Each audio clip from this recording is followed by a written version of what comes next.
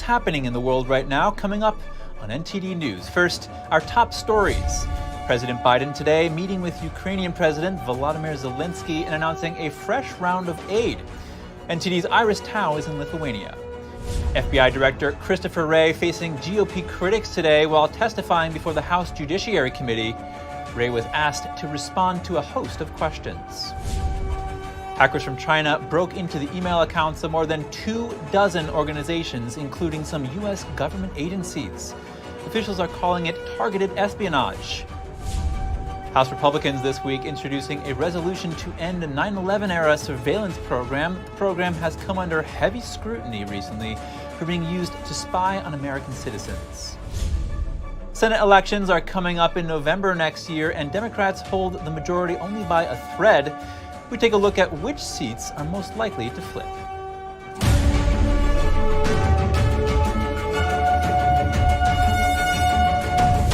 Welcome to NTD News Today. I'm Chris Beers. Our top news: President Biden today meeting with Ukrainian President Volodymyr Zelensky and announcing a fresh round of aid. It comes after Zelensky decried a lack of clarity about Ukraine's NATO membership. Joining us is NTD's Iris Tao from the capital of Lithuania, where the second day of the NATO summit is ongoing. Iris, what's the latest over there?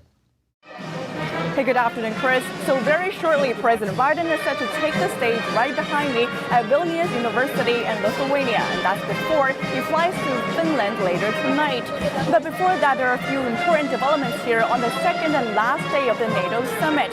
The alliance, after refusing to say when and how to admit Ukraine into NATO, today unveiled a new security package aimed at bringing Ukraine closer to a NATO membership. Ukraine is now closer to NATO than ever before. And the United States, along with other G7 countries, today also unveiled a new long-term security package for Ukraine. That package of weapons and cash aims to prevent a future invasion of Ukraine.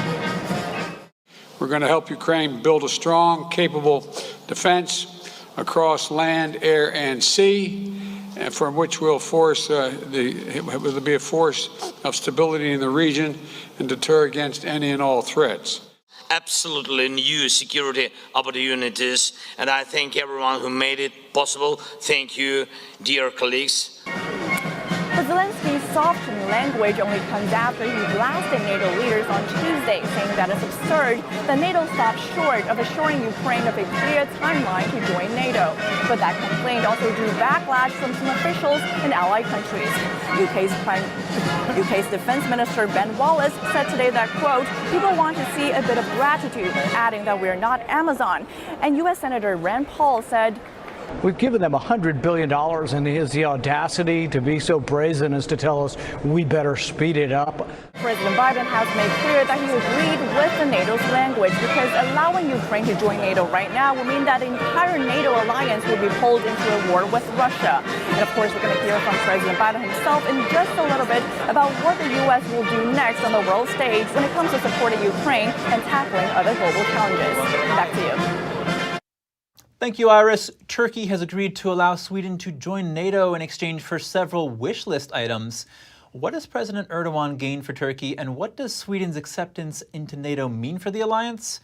To find out, I spoke with Bart Marcoy, former Deputy Assistant Secretary of International Affairs.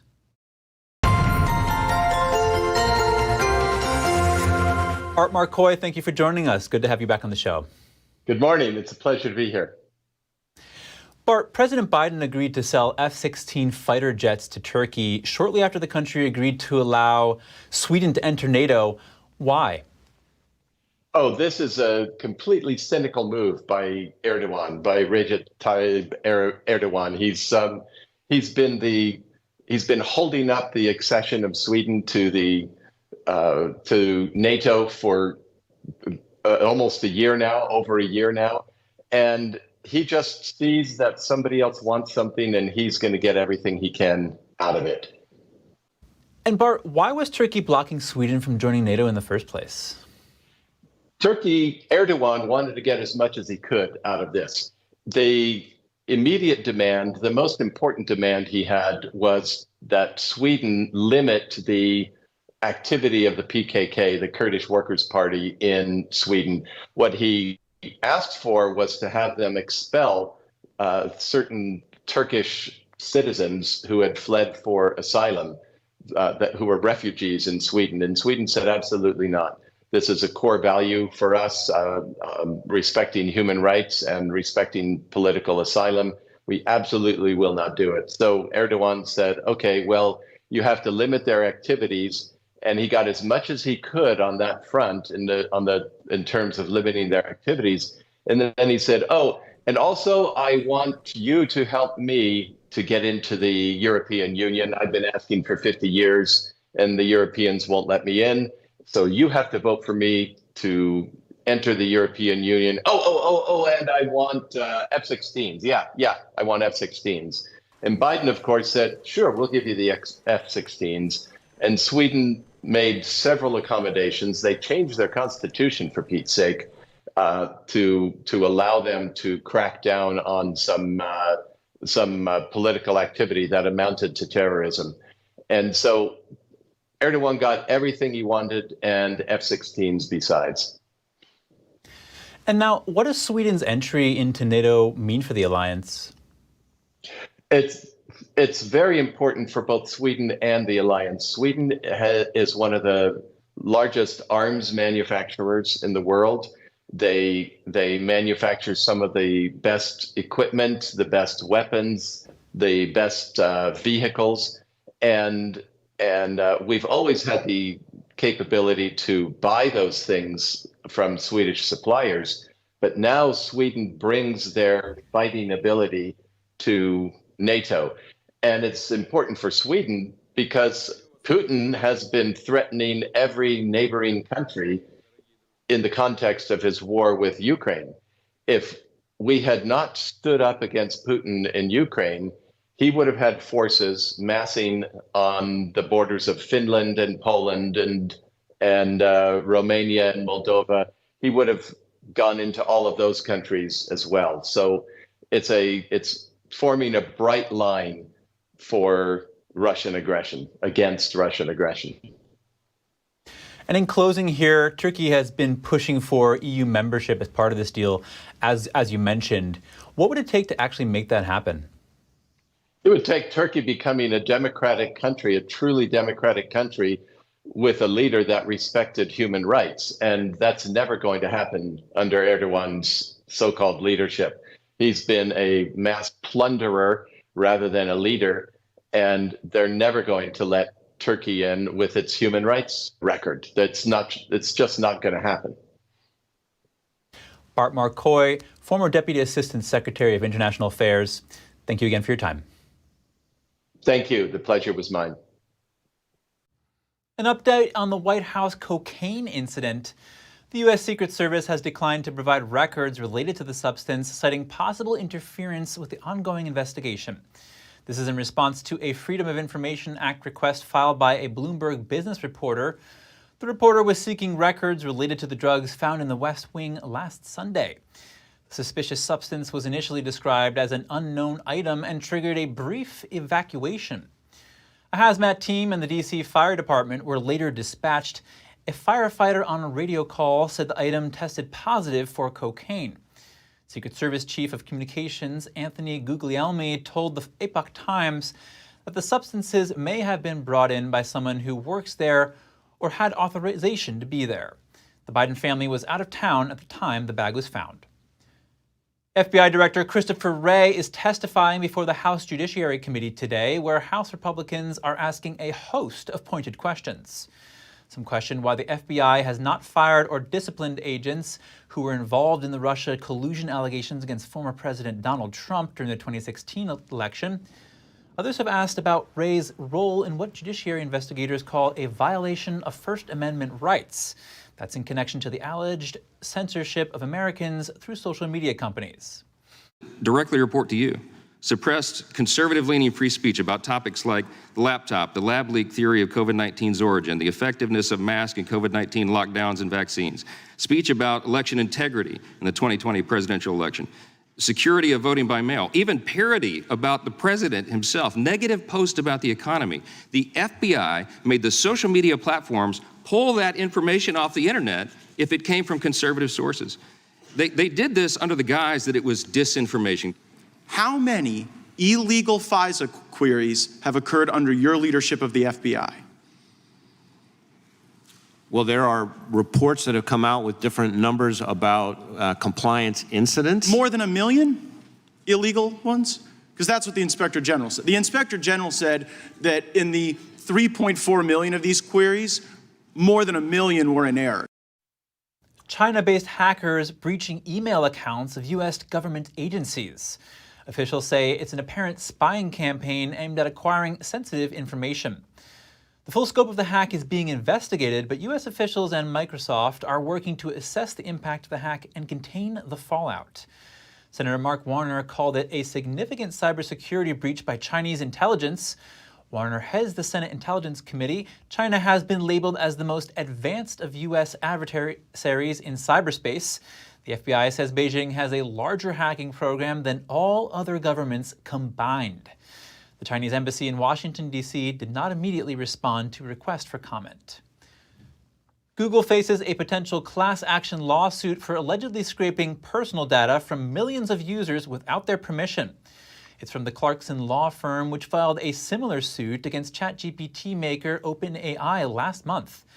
Court documents filed in California named Google, its parent company Alphabet, and its AI subsidiary DeepMind. The lawsuit points to the tech giant's privacy policy that says it can use publicly accessible information to train its AI models. The legal action comes as a new crop of such tools like Google's Bard are gaining more and more attention in the U.S. Previously told Verge that it's transparent about using consumers' data. House Republicans this week advocating to abolish a broad surveillance program. They argue enough proof of government abuse has come out to end the program. Here's what lawmakers have to say. House Republicans, led by Congressman Matt Gaetz, introduced this resolution on Tuesday, arguing that Section 702 of the Foreign Intelligence Surveillance Act of 1978 should be allowed to expire. Section 702 was enacted by Congress in 2008 as a post-9/11 measure to bulk up U.S. national security. The provision allows intelligence agencies to conduct warrantless surveillance of foreigners located outside the United States. However, it's come under a lot of scrutiny lately. Last year, a report revealed that the FBI had made more than 3.3 million queries of Americans in the U.S. using Section 702. They were reportedly used on January 6 protesters, Black Lives Matter activists, and others. Tuesday's resolution states that this Congress is aware of multiple abuses of the Section 702 data collection process through released court decisions and aggregated data, which in itself is an adequate basis to sunset the program. Without congressional reauthorization, the measure will expire on New Year's Eve. However, Assistant Secretary of State Brett Holmgren previously said we need the 9/11-era law because it can protect the United States from foreign threats, from terrorists and cyber attacks to espionage and weapons of mass destruction. But Republicans this week say intelligence agencies should get a warrant if they see a need for surveillance. Up next, U.S. consumer prices see their smallest annual increase in more than 2 years. Is the economy shifting into disinflation mode? And the 2024 presidential race gets all the attention, but key 2023 state races will set the stage. What's going on in these races and what's their significance? Coming up on NTD News Today.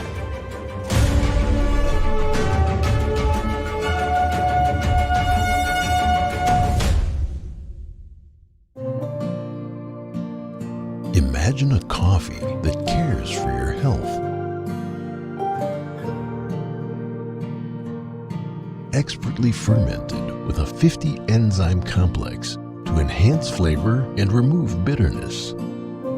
Small batch roasted to a decadent medium dark, resulting in a brew that is gentle on digestion, low acid, and up to 90% less caffeine than regular coffee.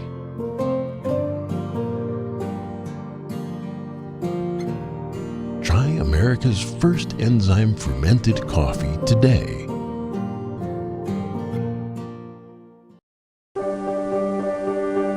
Being prepared is a part of who you are, but it's especially important in the case of a disaster. Be informed about possible emergencies in your area. Make a plan that covers where you'll go in an emergency. Build a kit with the things you need to survive. There's no one more capable of planning for your situation than you. Start your plan today. Go to ready.gov/myplan. Ancient Scandinavians, often referred to as the Vikings, might not have been so simple and barbaric as they've been portrayed for the last decades. In order to understand the Vikings on a deeper level, we need to take a closer look at their original belief system, their earliest ethical principles and worldview, which are revealed in the myths, stories, and prophecies of their times. In many of the Viking stories, we learn about the dangers of corruption of the human soul. And all this ties into how and why the world and humankind eventually degenerates, leading up to the end times and the last battle between good and evil. In this episode, we're going to take a look into the inner world of the ancient Scandinavians and get acquainted with two of their most central tales that reveal their guiding principles for humankind, both for themselves as well as for mankind in modern times. Okay, Dad. 1, 2, 3.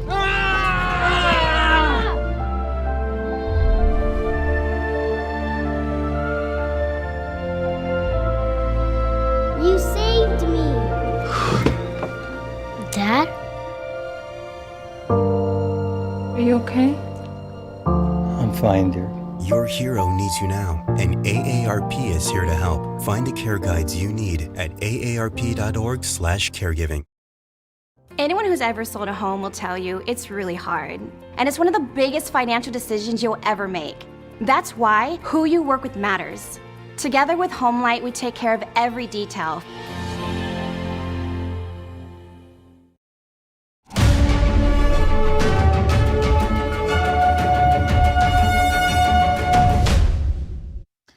Welcome back. New CPI inflation data is out today. I have NTD Business's Don Ma here with me. Don, what can you tell us about the CPI report? Yeah, well, Chris, inflation is definitely slowing down. Now the question is it slowing down fast enough for the Federal Reserve? U.S. consumer prices saw their smallest annual increase in more than 2 years. Year-over-year inflation is at 3.0%. Last month, it was at, or the month previously, it was at 4%. So we saw a 1% decrease in annual inflation. The month-over-month increase now was at 0.2%.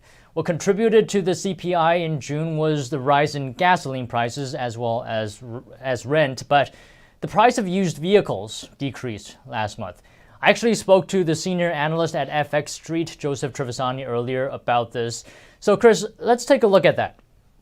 Now, Joseph, 3% annual inflation, I mean, is this a milestone? Are we still far off from the Fed's 2% target? Well, we're not very far off considering where we were just a year ago at 8 and 9%. This is a very good number. It's interesting that the Fed's original diagnosis, that this would be a transitory event that was prompted by the supply shortages and the great spending burst out of the federal government, turns out, I think, largely to be true. In my mind, I don't think that it is really the increases in the Fed's interest rate policy that has engineered this particular fall, and very dramatic fall, if you will, in inflation. I think it has to do with the inflation itself is tapering off. So you're saying this is a welcome print from the Fed's perspective? I think it's very welcome from the Fed's perspective. However, the Fed is absolutely not going to say so. Because the one thing the Fed doesn't want is for the market rates, the commercial rates, the credit markets, the treasury market to suddenly reverse in a very, very rapid and profound way. It doesn't want that. So it's going to keep up its rhetoric and probably 1 or 2 more increases to make sure that doesn't happen. So you mentioned that this is a dramatic drop from the peak inflation last year in June, but I just want to point out something. You know, just because inflation is coming down, that doesn't mean consumers are paying less. So let's say if you're paying $3.50 for a gallon of gas, you're still going to be paying that even if inflation is decreasing. It just means that prices aren't going up as fast. I think it's hard for prices to go back to where they were once they have risen a lot. Am I right on that, Joseph? You're absolutely correct. There's almost never, one of the rarest economic events is actual deflation, where prices actually fall. So you're absolutely correct. The impact on consumers is improving, but it is nevertheless dramatically more expensive across the board for almost all consumer items than it was 2 years ago.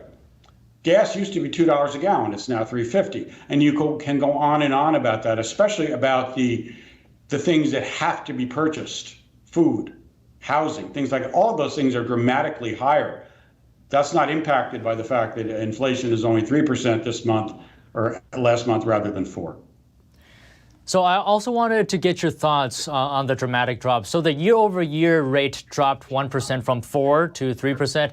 Now, is a big contributing factor of this decrease a result of simply how high inflation was at this time last year? Because basically, if you're comparing a bigger number, you're going to get a bigger difference, right? Correct. There's absolutely, when you're doing a statistical comparison like this, there's always the effect of what you had before. And that was certainly true in the run-up. Because in the run-up, we were dealing with less than 2% inflation. So you saw a dramatic move in the rates when prices went up. You're seeing a similar thing now because you're comparing to a year ago, which was just about the peak of inflation. All right. I think on that note, we should end it right here today. Thank you so much, Joseph. Thank you for having me. It's always a pleasure. Moving on to politics, U.S. Senate elections will be held in November 2024. 34 seats will be on ballots, including 20 held by Democrats, 3 by independents, and 11 by Republicans. NTD's Daniel Monahan has more on which seats are most likely to flip.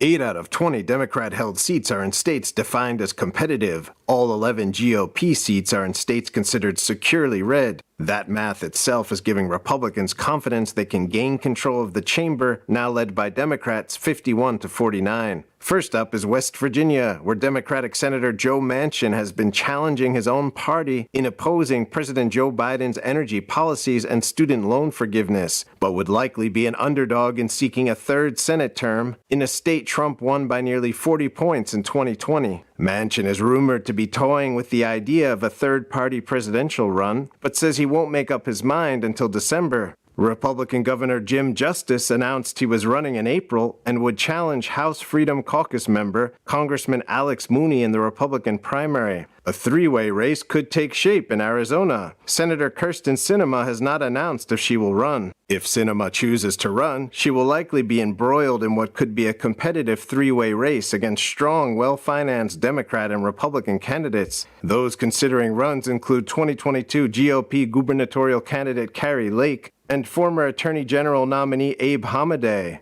In Ohio, two-term Democratic incumbent Sherrod Brown was among the first Senate incumbents to declare he'd seek re-election in 2024. 3 Republicans have declared their candidacies, with others likely to join the fray in a state Trump won by 8 percentage points in 2020. Over in Montana, third-generation rancher Senator John Tester has managed to be elected 3 times as a Democrat in deep red Montana. So Democrats are happy that Tester has opted to seek a 4th term. Over to Pennsylvania, where Democratic Senator Robert Casey has announced he will seek a 4th term. Pennsylvania is considered to be a purple state. As of July 3rd, only one little-known Republican candidate, Corey Widman, had filed to challenge Casey. The GOP field, however, is certain to grow, with state and national Republican organizations lobbying hedge fund executive Dave McCormick to throw his hat in the ring. In another purple state, Democratic Nevada Senator Jackie Rosen has announced she will seek a 2nd term. Rosen defeated incumbent Republican Senator Dean Heller by 5 percentage points in 2018. A competitive campaign against whichever Republican emerges from a still-forming GOP primary field is expected.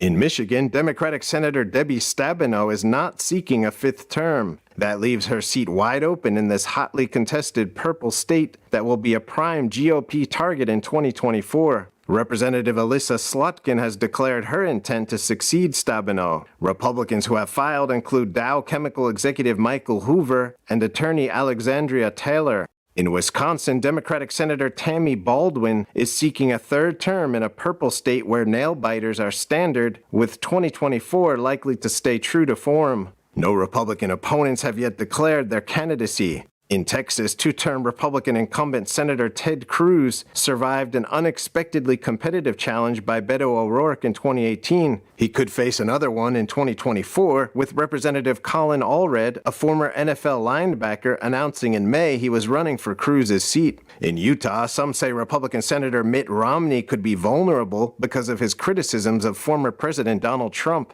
In California, five-term Democratic incumbent Senator Dianne Feinstein announced she will not run for re-election in 2024. 3 Democratic congressional veterans are already signed on to succeed Feinstein: U.S. Representatives Barbara Lee, Katie Porter, and Adam Schiff. Under the state's ranked voting system, all candidates run in the same primary, meaning it is likely the last 2 standing in November's ballot will likely both be Democrats.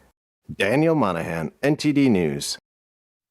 All eyes are on the 2024 election, but numerous key state-level races will be held in 2023. To learn more about them and their significance, I spoke with Epoch Times reporter Jeff Louderback.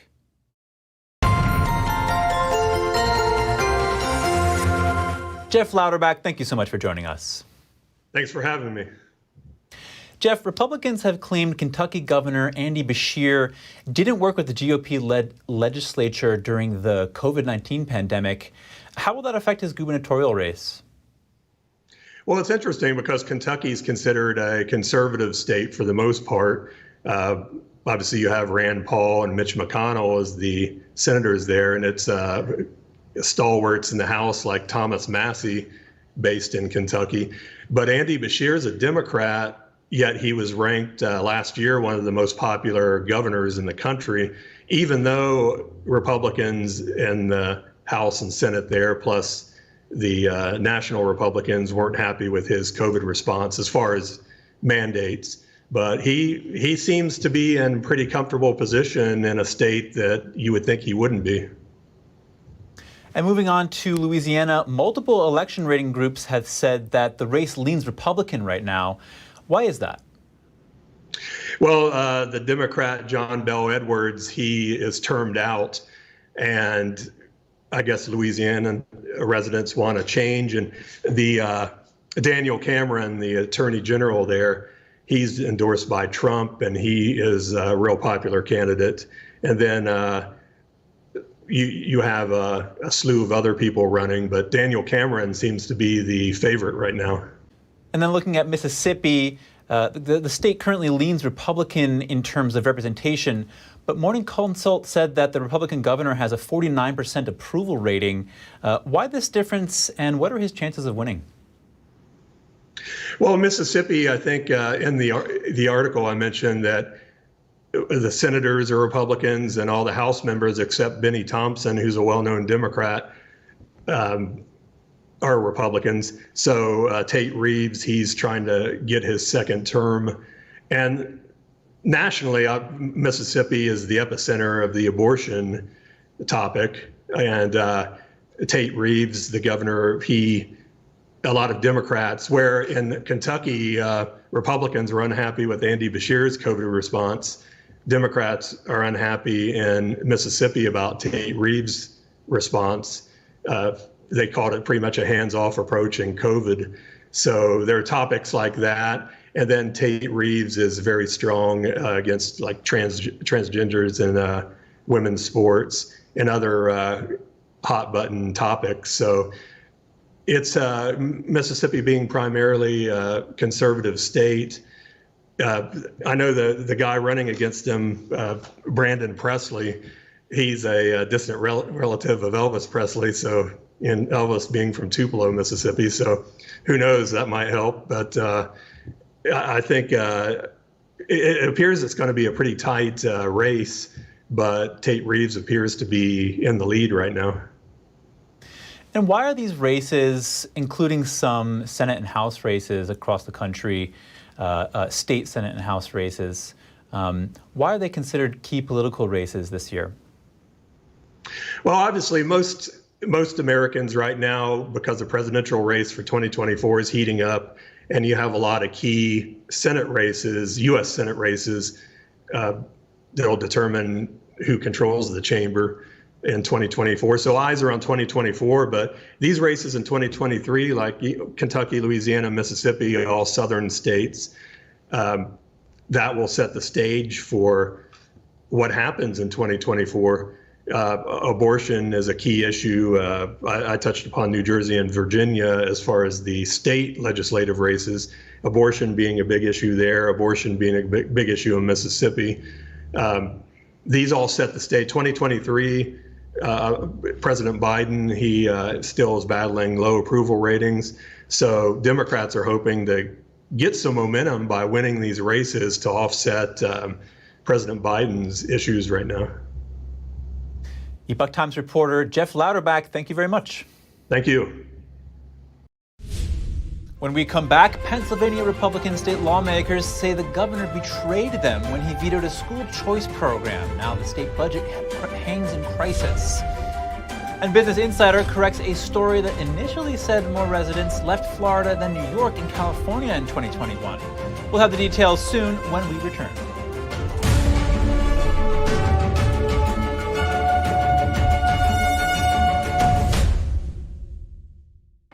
What does it mean to devote your life to the truth? Does it mean investigating communist subversion here in America? Does it mean exposing the deadly fentanyl crisis in the Midwest? Or spending late nights uncovering deep government corruption? Because at a time when America's traditional values are under attack, it's the responsibility of righteous journalists to uphold truth and tradition.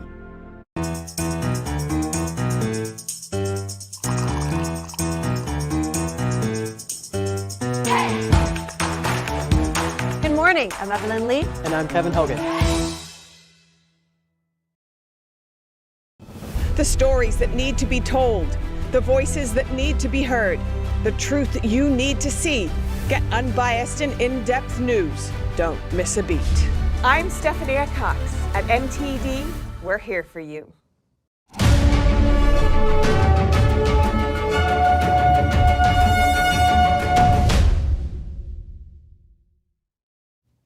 Welcome back. Vermont residents and business owners are assessing the damage after catastrophic flooding submerged part of the state's capital. It shut down roadways leading out of the city and trapped people in their homes. Going downtown, just realizing that you had water up to here was absolutely insane. And it's really unlike any other event I've ever lived through. I was able to get some of my things off of the floor, but a lot of it just got upended and thrown around by the water. So there's a lot of loss and damage, and right now it's really hard to take, and I think it's worse than what we were all expecting. Yeah, really bad for all the businesses, mainly all the people that are experiencing property damage. I mean, I know economically things haven't really been the greatest for a lot of people right now, and I think unfortunately this could be kind of a breaking point for a lot of people financially. Vermont officials called the flooding the worst since Hurricane Irene reached the New England state as a tropical storm in 2011. That caused about $750 million in damage and 7 deaths in the state. This Monday and Tuesday, flash floods turned into flooded rivers and inundated streets and shops. Residents said they were shocked at how quickly the floodwaters rose. Shop owners mopped up the damage and assessed the financial costs of the flood. Throughout the state, search teams have rescued 117 people from their homes and cars by boat, as officials fielded calls that even more people were trapped in their homes in remote areas. The state representative from Georgia switches from Democrat to Republican after breaking with her former party over issues like school choice and policing. Representative Misha Maynor wrote on Twitter that it was not a political decision, but a moral one. She said she represents a Democratic voting district in Atlanta. Maynor's break with the Democratic Party came earlier this year after she was the only Democrat who voted for a school choice voucher bill. The bill ultimately failed after enough Republicans voted with the rest of the House Democrats. She was also one of the 3 Democrats to vote in favor of a bill that restricts defunding the police. Specifically, it blocks county governing authorities from rapidly reducing funding for local police forces. Georgia Republicans welcomed Maynor's party switch. The Georgia Democratic Party calls the switch a betrayal of her constituents. The Pennsylvania budget still mired in controversy. State House and Senate members have gone home for summer break. However, Republicans are reeling from the governor's unexpected move. Democratic Governor Josh Shapiro announced he will line-item veto a school choice plan. The plan was going to be part of the state budget bill that Shapiro himself proposed. Republican leaders say he negotiated the plan during private meetings with them. The vetoed plan is a $100 million school choice program. The grants would go to families earning below 250% of the poverty line that live in areas where schools have low math and reading test scores. Republicans have long wanted a school choice program. Democrats and teachers' unions have opposed school choice because it means less funding for public schools. Shapiro says he vetoed the item so that he could push the budget process forward and that the school choice funding plan would not gain agreement. Lawmakers might come back before summer break is over to find solutions. A natural gas pipeline under construction in West Virginia is blocked once again. A federal court sided with environmental groups despite Congress giving the project a green light. Senator Joe Manchin accuses the court of unlawful conduct. The court's order stops construction of any part of the 304-mile pipeline route while it looks at the legality of permits. The pipeline runs from the northwestern part of West Virginia into the southern part of Virginia. The order includes no explanation of the rationale behind the court's decision. It remains in effect until a full ruling is made on the case. Congress previously authorized the interstate construction as part of the debt ceiling bill. Environmental groups say Congress overstepped its authority and violated the constitutional separation of powers. Construction of the pipeline began in 2018, but has been delayed by multiple legal challenges. A strange report from Business Insider said more people moved out of Florida than New York and California in 2021. What's going on? Most other sources say the opposite. Well, turns out the reporter switched the ins and outs columns of the statistics. Business Insider has issued a correction. Looking at the statistics correctly, more people actually moved to Florida than any other state. Business Insider issued a correction after backlash and deleted its tweet with the link to the story. The title for the correction is, "We Got It Wrong. More people moved out of New York and California than Florida in 2021. The spokesperson for Florida Governor Ron DeSantis thanked the publication's editor-in-chief for the correction. He said that it's rare for media outlets to give him corrections and that most just delete their stories as if they never existed. The FDA is recalling more than 21,000 electrosurgical tools, saying they pose a serious risk, but the devices will remain on the market for now. They're from Johnson & Johnson's Mega 2000 and Mega Soft Reusable Patient Return electrodes. The pads conduct an electric current through the body when used during surgery. The agency says they could cause death, although no fatalities have been reported. As for injuries, the FDA says it's received 63 reports, possibly including third-degree burns. Device makers Megadyne Medical Products says it has informed customers with letters and is investigating the issue. Sailors are returning to Utah's Great Salt Lake after a hiatus. Crews had feared their vessels might get marooned on the dry lake bed after a severe drought. NTD's Andrew Thomas has more. Finally, these sailors can enjoy Utah's Great Salt Lake once again. Last November marked a historically low water level, largely due to drought and water diversion to cities and farms. But the depth of the lake has increased by 6 feet since last fall. This is the boating community's big hurrah. We're back. The Great Salt Lake is open for recreation this season, and something that honestly a lot of us didn't know to expect. Veteran sailors Bob Derby and Randy Atkin are thrilled to be back. Their sailboat and hundreds of other vessels were hoisted out of the lake in recent years, but fortunately, a record level of winter snow has replenished the basin. To be out here is fantastic, but just, like I was saying, you hit that outer mark and you turn the motor off and it's just like, man, you just feel like everything that happened today just kind of drifts off behind you. For Derby, the races, cold beer, and banter are even more meaningful as he fights cancer. You talked about coming out here and making you, appreciative for what you got. You sit in a chemo ward and look at some of those folks and holy cow, you think I got nothing to whine about. All I did was lose my hair. But droughts continue to threaten the lake's water level, and demand for water is increasing from booming towns across the region. Andrew Thomas, NTD News.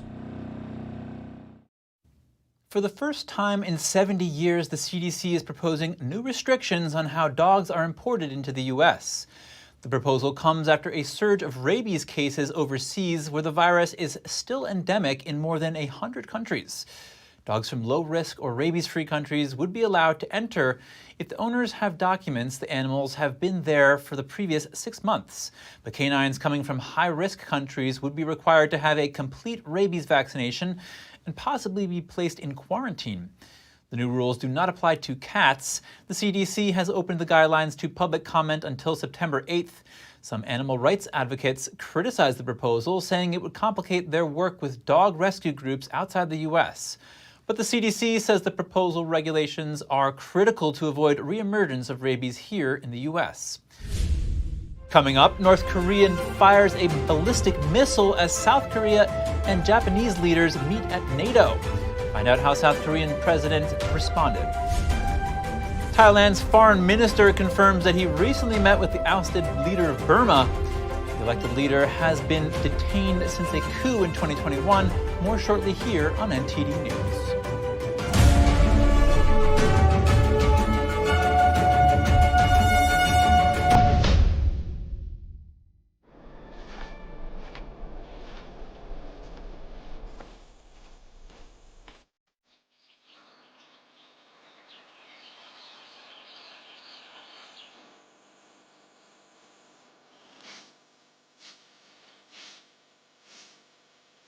One in 5 children worldwide are faced with the reality of living without food.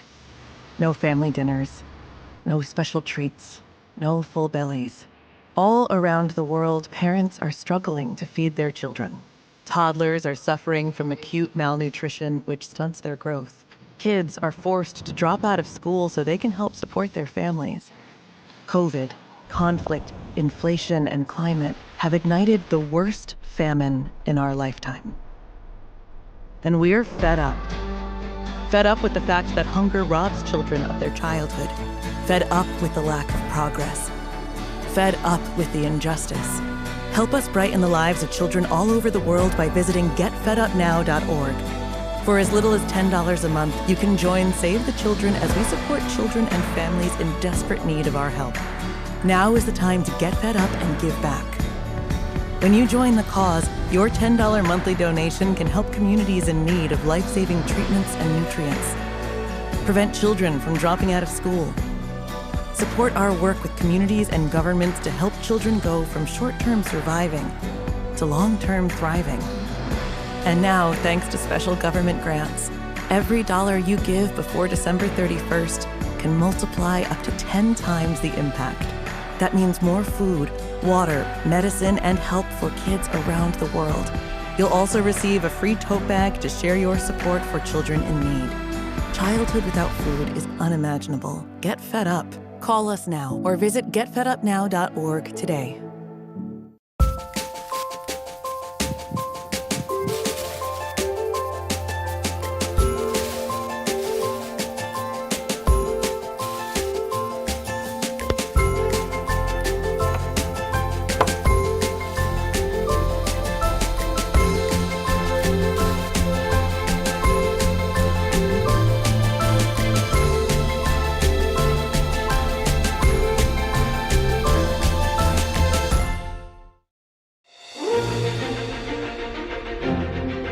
NTD's Capital Report. It's about getting answers, cutting through the fog of politics. It's about your questions and our chances to ask. What is the net impact of the American Congressman Graves? Thank you for joining us. We're speaking to those in power to find out what does this mean for the people.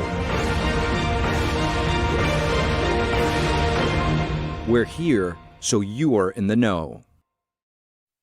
Thanks for staying with us. South Korean President Yoon Suk-yeol convened an emergency national security meeting in Lithuania where he's still attending the Roundtable NATO summit. That's after North Korea fired a long-range ballistic missile off its east coast. Yoon called the missile launch illicit and warned Pyongyang that it would pay the price. Japan said the missile flew for more than 70 minutes, the longest flight time ever for a North Korean missile. The launch came 2 days after Pyongyang accused American spy planes of violating airspace in its economic zones. Yoon also met with Japanese Prime Minister on the sideline of the NATO summit. They condemned the North's missile test as a serious provocation. Thailand's foreign minister told reporters today he met with Burma's foreign leader Aung San Suu Kyi. He said she was in good health. The Nobel Peace Laureate was detained following a 2021 coup against her elected government.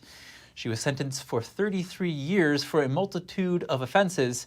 She denies wrongdoing. Thailand's poll body is seeking a court ruling on Prime Minister candidate Pita Limjaroenrat. The court will decide whether he is disqualified to hold office. The move comes a day before the parliament is due to vote on Pita's bid to be the next leader of the country. Pita won the most seats in the May general election, but he faces complaints over a shareholding issue as a lawmaker.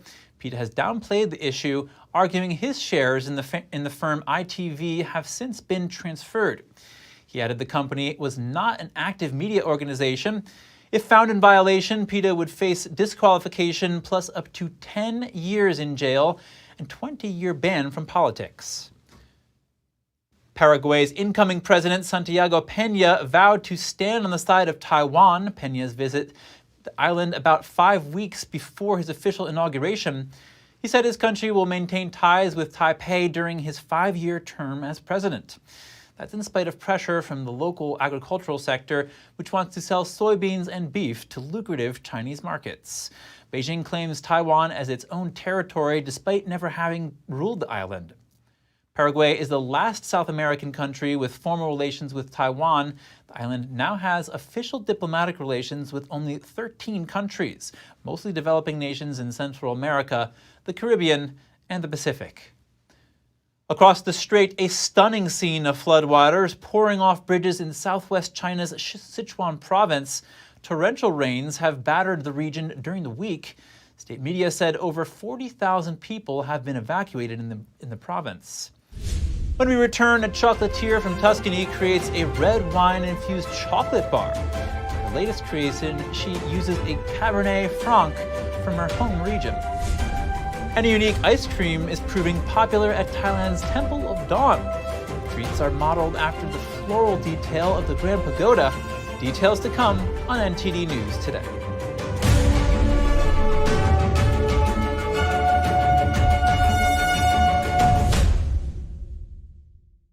Wow, it's so soft and smooth. It's cool to the touch. How did you do that? Well, we took MyPillow's patented fill and combined it with this new technology that we didn't have back then when I invented MyPillow to bring you the best pillow in history, MyPillow 2.0. Because of all of you, MyPillow 2.0 has been a huge success, and now we're bringing you our best-selling Go Anywhere MyPillows with the same temperature-regulating technology. Made with my patented adjustable fill and brand new cooling fabric, they're truly the next generation of MyPillow. So go to MyPillow.com or call the number on your screen. Use your promo code to save over 60% on our MyPillow 2.0 4-pack special. You'll get 2 MyPillows and 2 Go Anywhere MyPillows, regular $259.92, now only $99.98. King size just $10 more. This is a limited time offer, so please order now. Stay tuned to get 2 rolls of alien tape free. You wouldn't stick your mother-in-law on the wall, but you could with alien tape. It just sticks. Just peel and stick to make anything stay in place quick. Brick, pavers, marble, tile, plastic, even leather. Nothing works better than alien tape. You wouldn't stick your fishbowl on a moving car, but you could with alien tape. The secret is nano-stick technology that grabs and locks on to secure one side of the surface to the other. Alien tape secures in seconds, then twist, pull, and rinse to reuse. Call or go online to get your first roll of alien tape for just $19.99, plus shipping and processing. But to make this deal really stick, we'll give you 2 more rolls absolutely free. You get 3 rolls of alien tape for one low price. Order now. To order, call 1-800-490-1364 or go to tryalientape.com. So call 1-800-490-1364 or order online at tryalientape.com. 2023. The 10th NTD International Classical Chinese Dance Competition aims to promote the traditional art of classical Chinese dance. From September 4th to 7th, top dancers from around the world will compete in skill and showcase talent at the Sugarloaf Performing Arts Center in New York. The Gold Award is $10,000. Apply now at dance.ntdtv.com.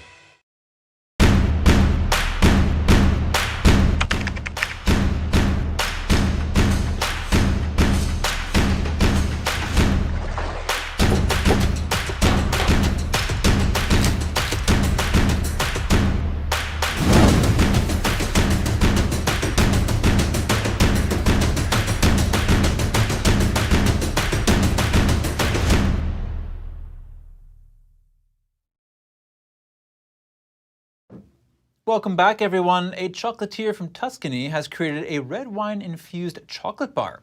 For her latest creation, she teamed up with a local vineyard to use the perfect grape. NTD's Andrew Thomas has the details. This is Cecilia Tessieri Rabassi's Chocolate Lab. The workshop is a place for her to experiment with new ideas. Her continuous efforts led to Divino, a chocolate made with wine. But for her, the project is about more than just a sweet treat. It's part of her heritage. I decided to introduce a novelty which certainly comes from a desire to combine part of my land. I'm in Tuscany, and therefore the wine, which is without doubt recognized as one of the most important products of Tuscany, with an ingredient for which I am known, coca. Rabassi searched Tuscany for the perfect wine to combine with her cocoa. Eventually, she chose a Cabernet Franc from Tuscany. She contacted Simone Maggioni to tell him that she had chosen his wine from his estate. He was thrilled with the result. So the visual, the touch, the smell, you smell it, is unique. The fragrances of the Cabernet Franc with the cocoa, and then you taste it. You melt it in your mouth, you close your eyes, and it's magic. The chocolate is darker than usual because of the red wine content, and it's not cheap. One bar sells for $18. That's because quality ingredients make quality chocolate. I created this chocolate which I called Divino, and which is made with a secret process which combines a bottled wine, a Cabernet Franc impurity, with coca grains and chocolate. For her next project, Rabassi is researching flowers, and it's another equally poetic endeavor. There are flowers, which are another important factor in our lives. Flowers are something like chocolate that follow us from when we're children, forever. We look at flowers in many different ways, and we're subjected to them with smells, with sensations, in different ways throughout the years. So certainly there will be flowers. Talk about a chocolatier with imagination. Andrew Thomas, NTD News. Visitors to Thailand's famous Temple of Dawn can't wait to get their hands on two uniquely shaped ice creams. NTD's Andrew Thomas has the details on the sweet treat, which also provides a reprieve from the sweltering heat. Residents and visitors enjoy ice cream against the backdrop of Thailand's Temple of Dawn. They can choose between two flavors, butterfly pea coconut milk and Thai milk tea. The popsicles are modeled after the blue ceramic plates and floral details of the Grand Pagoda. The ice creams are called the Flower of Dawn, which aligns with the name Temple of Dawn. They are shaped like the flowers that are decorated around the temple's Grand Pagoda, which includes ceramic plates and pearl details. These are actually the DNA of the Temple of Dawn. They're a hit with locals trying to deal with the heat in Thailand's capital. I think it's good that they made this ice cream because they used the temple's logo, which is a landmark where if you come here, you must come to try the ice cream too.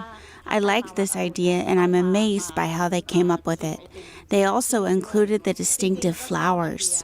The Flower of Dawn popsicles are also gaining popularity from tourists. Many look for some kind of break from Bangkok's sweltering heat, like 22-year-old medical student Shirin Babu from the UK. Yeah, it's really refreshing. I was boiling, so it's really tasty and cools you down really nicely. The dessert also offers a new way to think about the temple. Thailand is rich in cultural heritage, but it's not been presented or seen in a new perspective. So the ice cream became a medium that can reach everyone, and you can eat, enjoy, and feel refreshed from the heat in Thailand. I think that if we put the temple's identities onto the ice cream, people might spend more time to search for the details. Sold at $2.50 since May, the ice creams are made exclusively for the Temple of Dawn. The manufacturer said proceeds will go towards the temple for education in Buddhism and medical expenses. Andrew Thomas, NTD News. Check out this stunning new image NASA released to celebrate the James Webb Space Telescope's first anniversary. The image shows the nearest star-forming region to Earth located 390 light-years away. It's called the Rho-Ophiuchi Cloud Complex. The complex contains 50 stars similar to mass to our Sun. That means these future planetary systems may resemble what our own solar system looked like in the very beginning. The James Webb Telescope is the most powerful telescope ever sent into space. It launched on December 25th, 2021, and NASA shared its first set of images 1 year ago. Thank you for tuning in today. I'm Chris Beers.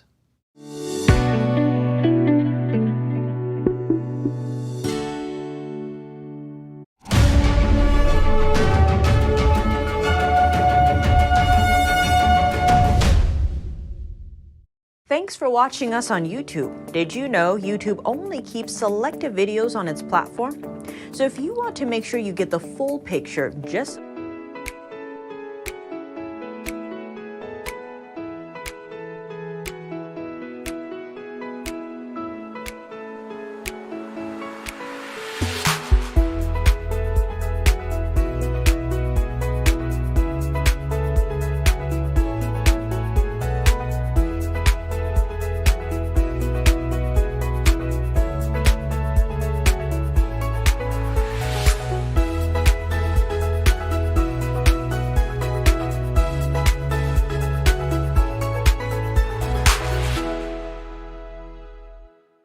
Thanks for watching us on YouTube. Did you know YouTube only keeps selective videos on its platform? So if you want to make sure you get the full picture, just subscribe to our newsletter. Go to newsletter.ntd.com and sign up. It's free.